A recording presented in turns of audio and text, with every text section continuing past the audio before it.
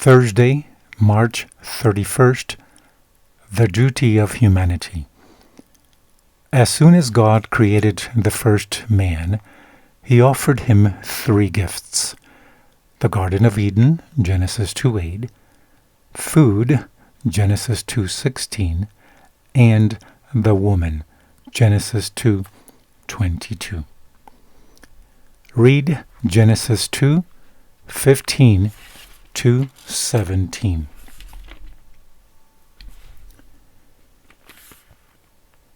And the Lord God took the man and put him into the Garden of Eden to dress it and to keep it. And the Lord God commanded the man, saying, Of every tree of the garden you may eat freely, but of the tree of the knowledge of good and evil you shall not eat of it, for in the day that you shall eat thereof you shall surely die.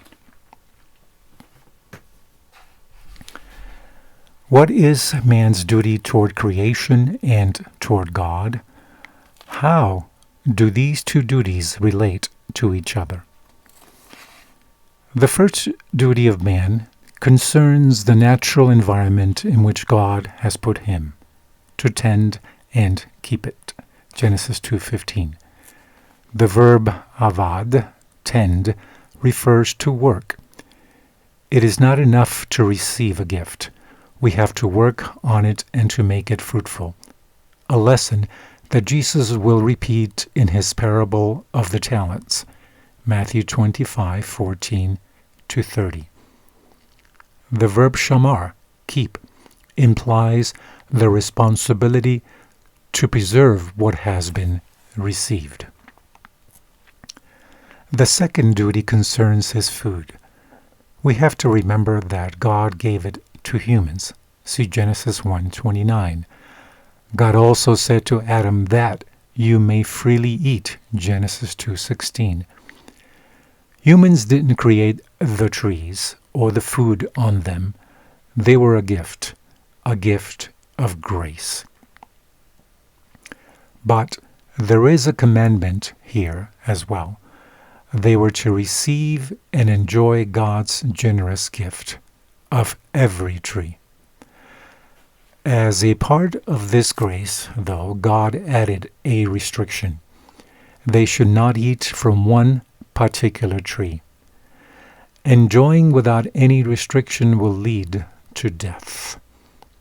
This principle was right in the Garden of Eden, and in many ways that same principle exists today. The third duty of man concerns the woman. God's third gift: man shall leave his father and mother and be joined to his wife. Genesis 2:24.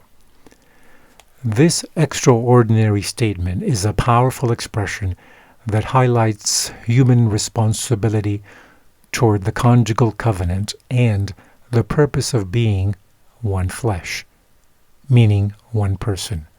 Compare with Matthew 19:7-9. The reason it is the man and not the woman who should leave his parents may have to do with the biblical generic use of the masculine. Hence, perhaps, the commandment applies to the woman too. Either way, the bond of marriage, though a gift from God, entails human responsibility once the gift has been received, a responsibility that rests with both the man and the woman to fulfill it faithfully. Think about all that you have been given by God. What are your responsibilities with what you have been given?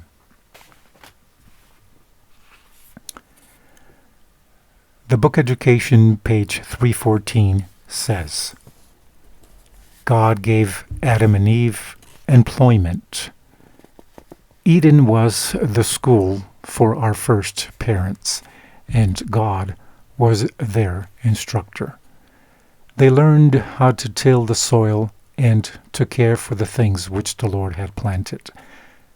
They did not regard labor as degrading, but as a great blessing. Industry was a pleasure to Adam and Eve. The fall of Adam changed the order of things. The earth was cursed, but the decree that man should earn his bread by the sweat of his brow was not given as a curse. Through faith and hope, labor was to be a blessing to the descendants of Adam and Eve.